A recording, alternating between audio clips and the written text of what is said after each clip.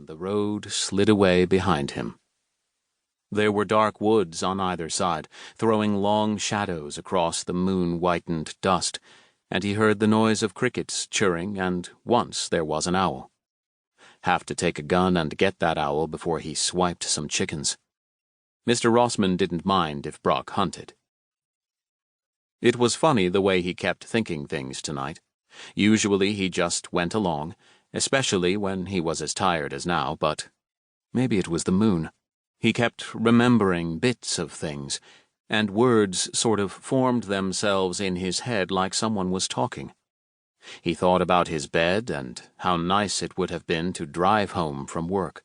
Only, of course, he got sort of mixed up when driving, and there'd been a couple of smash-ups.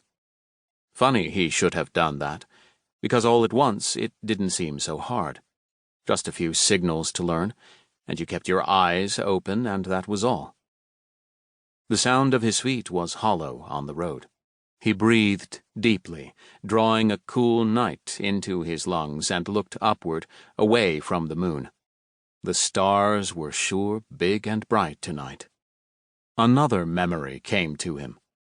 Somebody had said the stars were like the sun, only further away. It hadn't made much sense then, but maybe it was so. Like a light was a small thing till you got up close, and then maybe it was very big.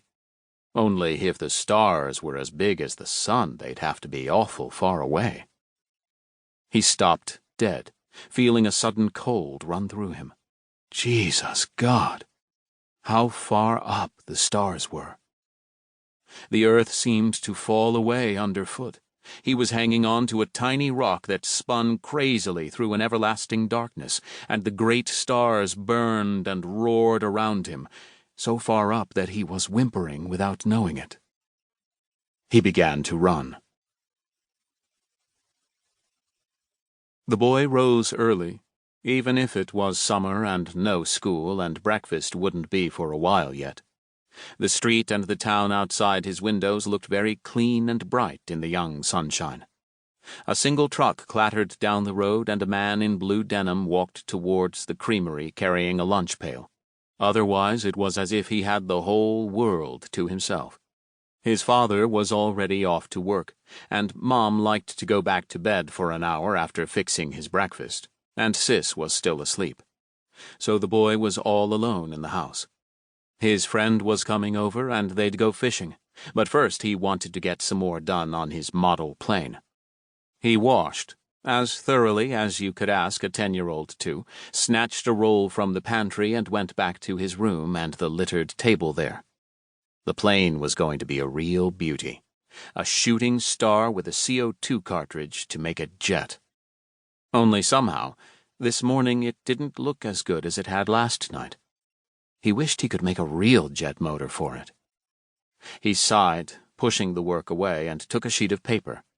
He'd always liked to doodle around with numbers, and one of the teachers had taught him a little about algebra. Some of the fellows had called him teacher's pet for that, till he licked them, but it was real interesting, not just like learning multiplication tables. Here you made the numbers and letters do something. The teacher said that if he really wanted to build spaceships when he grew up, he'd have to learn lots of maths. He started drawing some graphs. The different kinds of equations made different pictures. It was fun to see how x equals ky plus c made a straight line, while x squared plus y squared equals c was always a circle.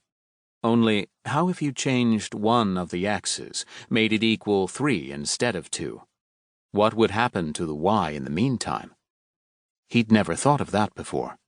He grasped the pencil tightly, his tongue sticking out of the corner of his mouth. You had to kind of sneak up on the x and the y, change one of them just a weeny little bit, and then... He was well on his way to inventing differential calculus when his mother called him down to breakfast. Chapter 2.